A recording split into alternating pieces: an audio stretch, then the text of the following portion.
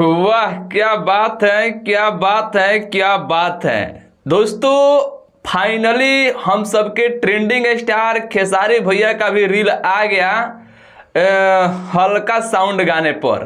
लेकिन खेसारी भैया के साथ में ये एक्ट्रेस कौन है समझे में नहीं आ रहा है। इनको लग रहा है कि खेसारी भैया के साथ में हम पहली बार देख रहे हैं।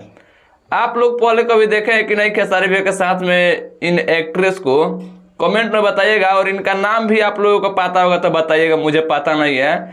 लेकिन कुछ को ये तो कहा खेसारी भैया हल्का साउंड गाने पर एकदम जबरदस्त रील बना दिए हैं इन एक्ट्रेस के साथ में। बाकी गाना ने तो जो आग लगाया है वह खुद आप लोग देख ही रहे होंगे ग्लोबल म्यूजिक जंक्शन पर।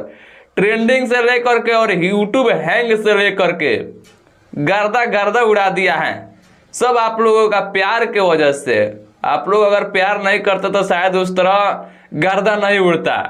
तो बस आप लोग एकदम गर्दा उड़ाए रखिए। और कल सुबह होते होते 3 मिलियन आप लोगों को करना है। और जल्दी से 1 नंबर ट्रेंडिंग पर लाइए। बाकी मिलता हूँ नेक्स्ट वीडियो, तब तक जय हिंद जय भोजपुरी।